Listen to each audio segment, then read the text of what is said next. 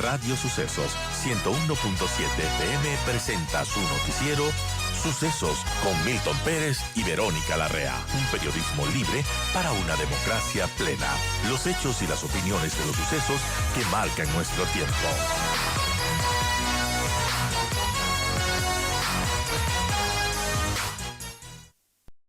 Doy la bienvenida a esta hora, son las 8:40, a José de la Gasca, ministro de Gobierno. Ministro, gracias por acompañarnos. Buenos días.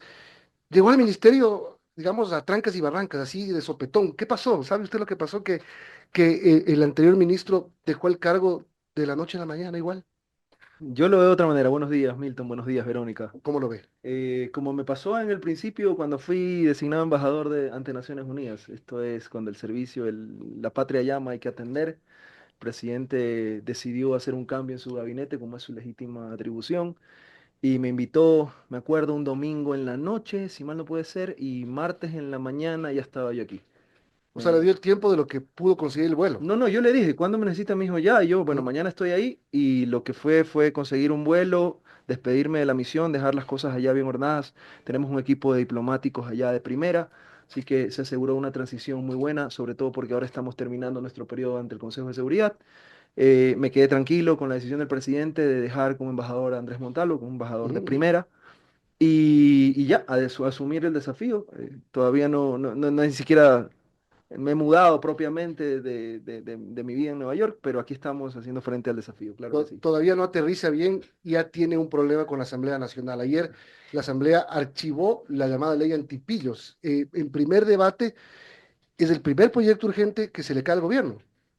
Yo no diría que se ha caído, pero a mí me parece lamentable y vergonzoso que 84 legisladores hayan perdido la brújula completamente de la situación histórica que está viviendo el Ecuador, de la lucha que está librando este gobierno decididamente. Lo escuchaba el presidente Duque señalar cómo se ha arreciado la lucha contra el narcoterrorismo, todo lo que eso supone, eh, y cómo nosotros como gobierno no solamente queremos atender la parte de seguridad en las calles, de inteligencia, sino también ir mucho más atrás, derrocar, sofocar las causas que alimentan estas economías ilegales, los pulmones de estas economías ilegales, y es lamentable y vergonzoso, como digo, que los asambleístas por intereses partidistas, preelectorales y por atacar al gobierno simplemente le den la espalda al país y más bien saluden y le hagan la fiesta al narcoterrorismo. ¿Cómo van a hacer para recuperar esa ley?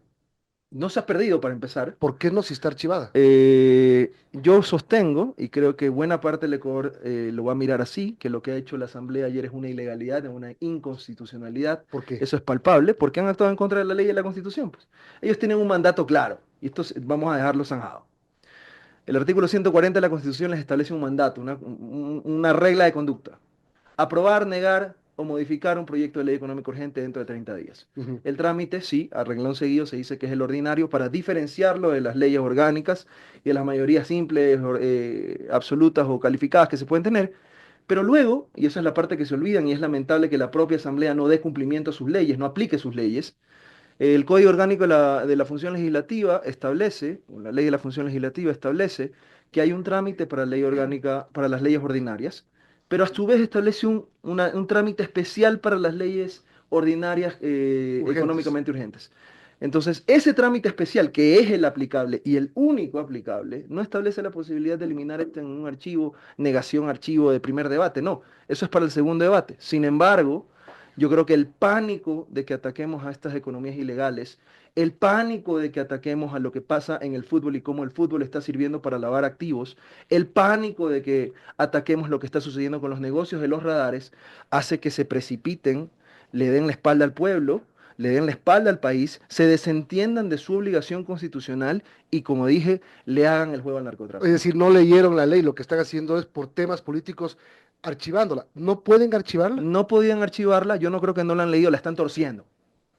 Y en vez de aplicar el artículo que es el 62, aplicaron el 60 que no aplica al caso concreto. Ahora, ¿Cómo se llama eso? Una ilegalidad. ¿Cómo se llama eso? Actuar en contra del mandato constitucional. Entonces, esa es la opción que está sobre la mesa.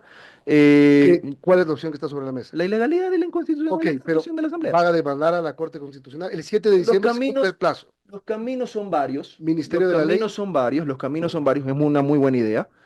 Pero ya veremos, ya veremos. Repito. Permítame reservarme lo que vamos a hacer. Yo no me doy por aludido y creo que el país tampoco se ha por aludido.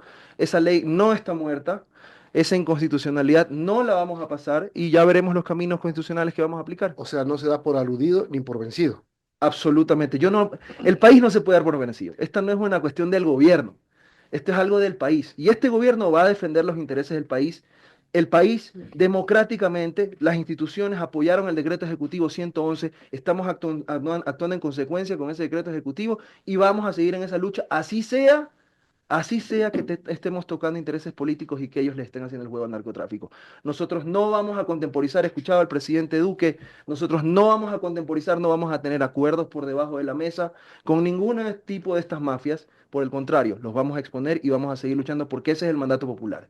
Ministro, ante los cuestionamientos que se hizo ayer en el Pleno de la Asamblea sobre esta ley antipillos, por ejemplo, el jefe de bloque del PCC, Vicente Tallano, mencionaba que es una ley que tiene un tufo a persecución y que también tiene impuestos camuflados, por ejemplo, esto del tema de los autos usados. ¿Usted qué le diría a quienes creen esto? A Bicho, que lo conozco hace mucho tiempo y lo respeto jurídicamente, creo que está mirando absolutamente torcida la letra de la ley.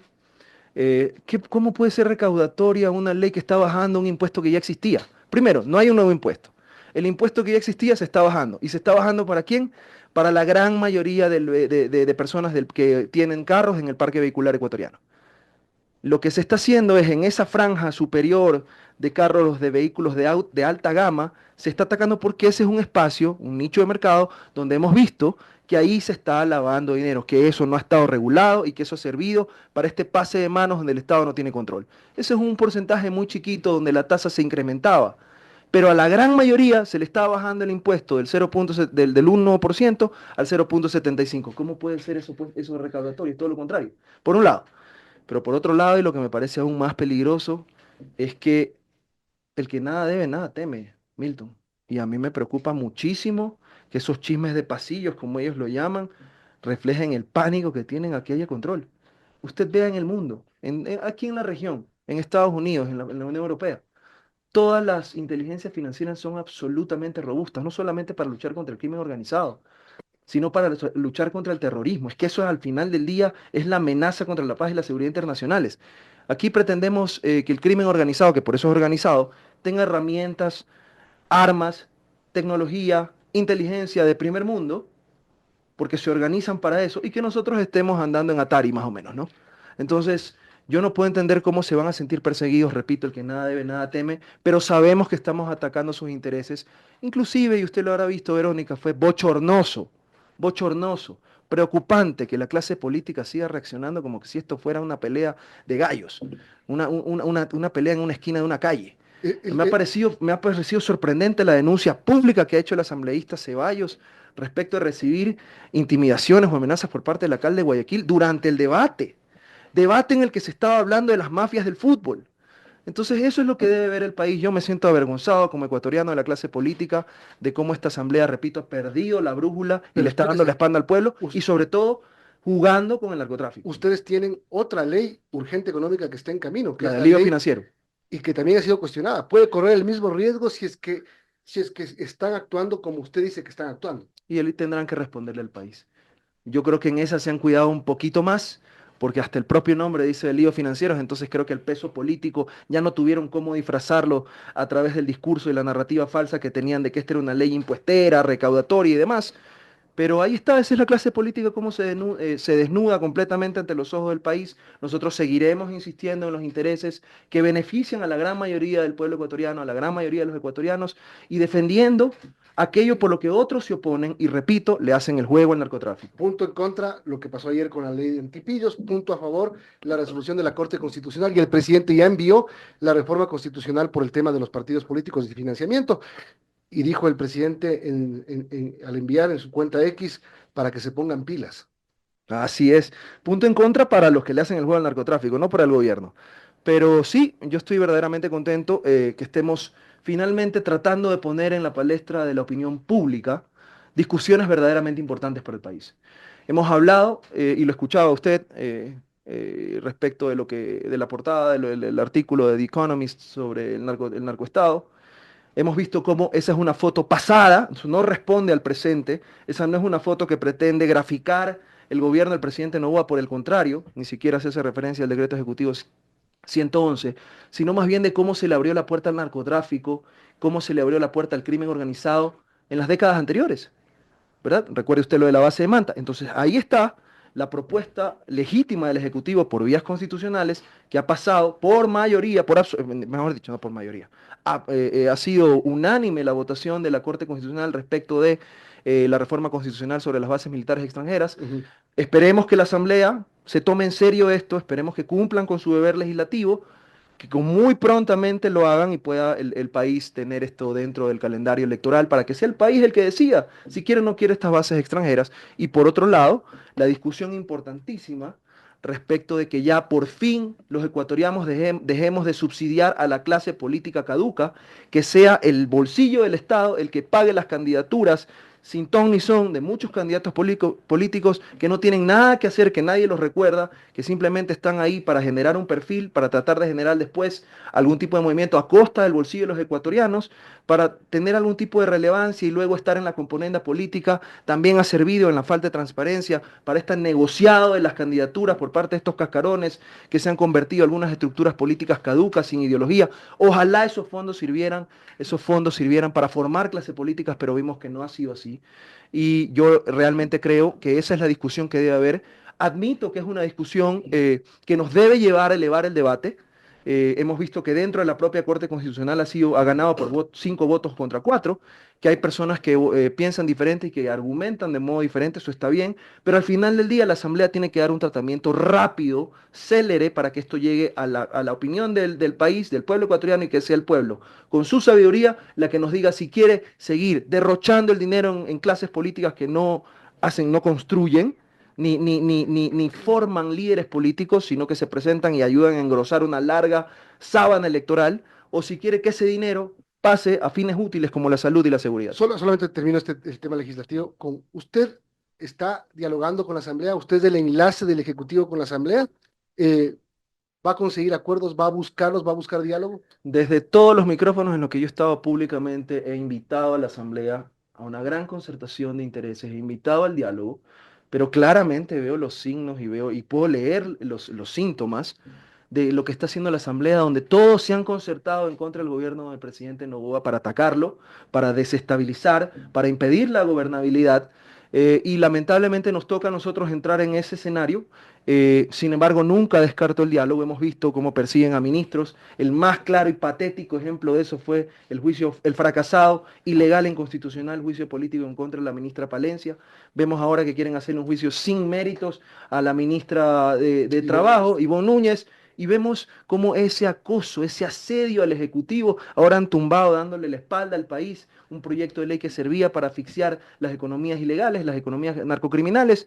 Y en ese entorno, ¿qué espacio de diálogo puede haber? Sin embargo, yo sigo abriendo la puerta e invitándolos al diálogo, a la reflexión, a que no pierdan la brújula, a que pongan en como norte el país y que sea esa la forma en que vamos a dialogar, porque diálogos por debajo de la mesa yo no voy a tener. Son las 8:53. Estamos hablando con el ministro de Gobierno, José de la Gasca. Ministro, ya que topa el tema de la ministra de Trabajo, quisiera preguntarle sobre la situación de Verónica Abad, suspendida de su cargo por 150 días por el Ministerio de Trabajo por un sumario administrativo, hecho que ha tenido cuestionamientos de muchos juristas que cuestionan esta situación, porque mencionan, bueno, una persona que es elegida por voto popular no debe ser suspendida por un sumario administrativo. ¿Cómo se va a resolver esta situación? ¿Cómo debería resolverse? Bueno, el escenario que ella ha planteado es un escenario judicial. La ciudadana debe saber, ella ha presentado una acción de protección como es su legítimo derecho a la tutela judicial efectiva. Ella tiene garantías jurisdiccionales y todos los ecuatorianos tienen garantías jurisdiccionales para activarlas cuando consideren que el Estado ha vulnerado algún tipo de derechos. Ha presentado una acción de protección, está en trámite.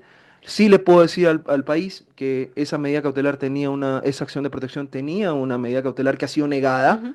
Por lo tanto, primer análisis no ha sido pues tan palpable, si fuera tan unánime como ustedes dicen o como se señala que ha sido esto grosero, etcétera. La jueza ha dicho, no ha creído conveniente dictar una medida cautelar. La audiencia me parece que va a estar para el 29. Veremos lo que pasa en las Cortes. Vamos a defender la legalidad, la constitucionalidad de esa decisión y ese será el escenario. Pero más allá de eso, yo sí Pero quiero lo van a poner respetar si es que, las sentencias, por sí, supuesto, por si es que supuesto. dice que la vicepresidenta debe seguir bien Este siendo es un vicepresidenta. gobierno democrático y desde luego vamos a aceptar las decisiones de los otros poderes del Estado, por supuesto. Eso no está en duda. De ahí a que existan otros mecanismos legales y constitucionales en caso de que el resultado sea ese, eso también me lo reservo, pero existe. Pero aquí la discusión debe ser otra. Dos cosas para el Perdón, o sea, análisis. la vicepresidenta no vuelve a ser vicepresidenta. Vicepresidenta sin funciones. Ok, Veremos qué dice la justicia, perdón, pero esperemos eso. formulo la pregunta. Como sea, la vicepresidenta no se va a encargar del poder durante la campaña. No, ningún como sea, porque no vivimos en un estado donde no imperen las leyes ni la constitución. Por las vías constitucionales y legales sabremos lo que tendremos que hacer Porque llegado. aunque no tenga funciones y la justicia decida que ella vuelva a su cargo o que se levante la sanción, la Constitución dice que tiene que encargar el poder.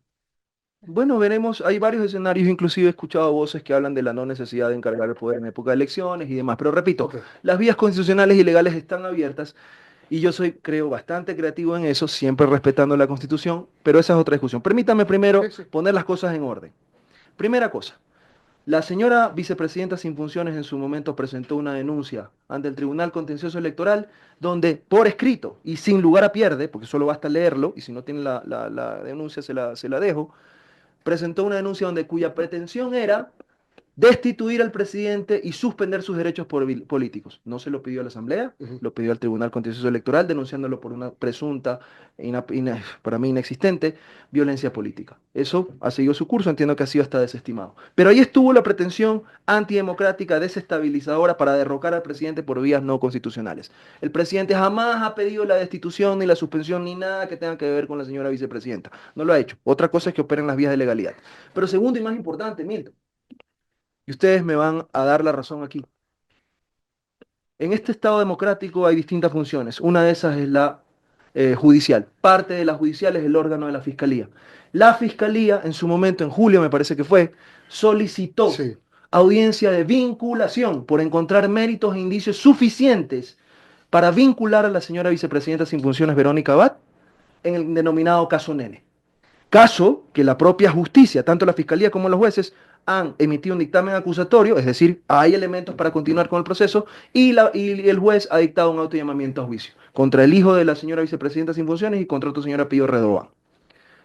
Sin embargo, la Asamblea, cuando la Corte Nacional de Justicia pidió, la jueza Camacho le pidió a la Asamblea Nacional que levante la impunidad, respetando el órgano, la Constitución, en menos de 72 horas la Asamblea Nacional, con 80 y tantos votos, más o menos como ahora los 84 votos, Ujú. los mismos grupos ecuatorianos, los mismos grupos que hoy le dan la espalda al Ecuador y que saludan y que hacen que el crimen organizado esté saltando en una pata porque no vamos a poder llegar a sus intereses económicos por ahora, pero seguimos en la pelea, son los que en ese momento dijeron agenda de impunidad. No, esto no pasa y no damos permiso para que la justicia, no el Ejecutivo, la justicia avance.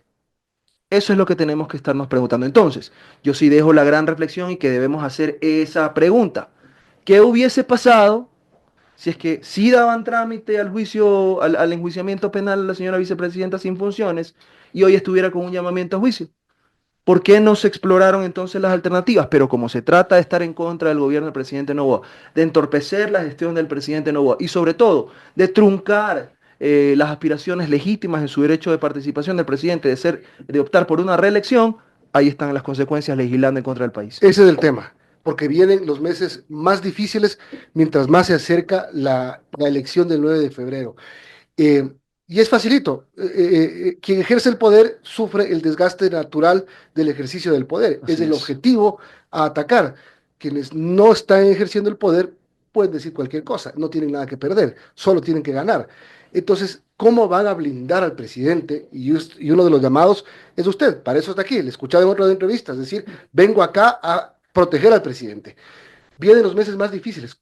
¿Cuál es el plan para evitar que el presidente siga siendo golpeado por los sectores que necesitan golpearlo para que pierda la elección? Como usted bien dice, yo he dicho, y lo repito y lo sostengo, yo he venido a defender al presidente, la gestión del presidente, su gobernanza, pero a mí también me gusta y soy fan de que la mejor defensa es el ataque, y esto no significa poner un ambiente de ingobernabilidad, sino responder y saber actuar contra los grupos narcodelictivos, contra los intereses económicos que están detrás de eso, contra la clase política que está sosteniendo ese tipo de grupos narcodelictivos y que hoy vemos que se desnudan de cuerpo entero. Entonces nosotros vamos a seguir recios, firmes contra ese grupo, contra esa clase política y esa corrupción política, ese viejo país de la trampa, ese viejo país de la trampa, donde aquí por décadas nadie decía nada respecto de los contratos que tienen que ver con telecomunicaciones y con eléctricas.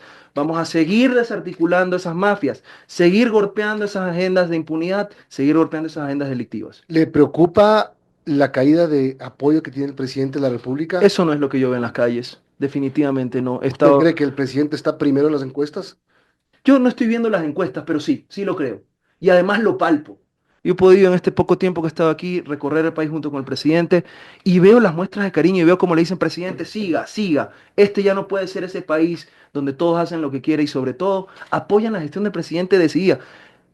Muchas críticas pueden haber y todos pueden cuestionar las cosas y ahí están las vías de legalidad y seguiremos defendiendo. Pero lo que nadie puede decir es que este ha sido un presidente con decisión. Este ha sido un presidente que en un año y medio de periodo y que ahora tiene un año recién de gobierno, ha gobernado como que si fuera de 4.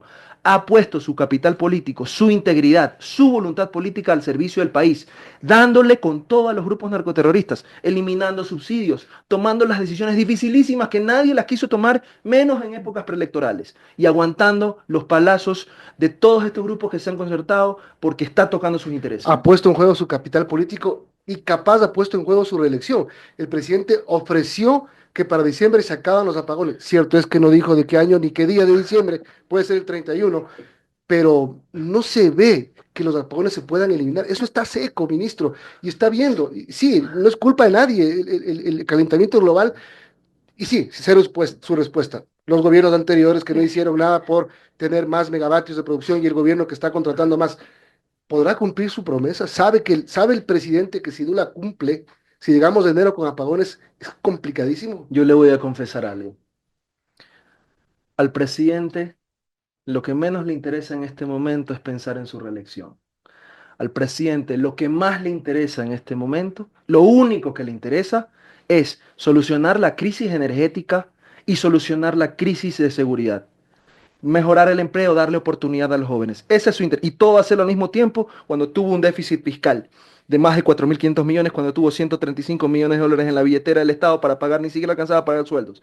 Esas dificultades son las que le interesa solventar al presidente. Y yo creo que el presidente no es que sea aventurado, no es que tiene más información. El presidente sabe lo que su equipo está haciendo, constata diariamente lo que su equipo está haciendo. No es que estamos sentados esperando y rezándole a San Pedro que por favor haga que llueve. Es que eso es una cosa. No, señor, pero permítame. No, espéreme, es una cosa eso. Otra cosa es que las empresas que han contratado para que traigan energía no están cumpliendo.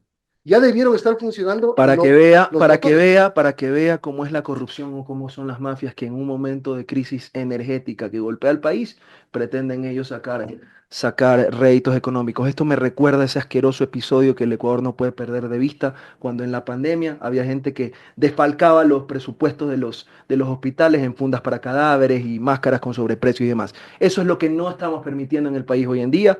Contra eso estamos luchando. Tenemos una ministra extremadamente capaz, la ministra Manzano, día y noche encima de esto para que esto pase. Ya están las condiciones dadas, lo que el país está haciendo está todo en orden para que vayan llegando poco a poco, para que se vaya minorando precisamente estos cortes energéticos que responden a una crisis que no es fomentada por este gobierno ni por falta de decisión de este gobierno, por condiciones y falta de acción de gobiernos anteriores, pero que nosotros estamos encarando. Y la promesa del presidente se va a cumplir. Este diciembre se va a cumplir. Vamos a los ecuatorianos a tener ese resultado.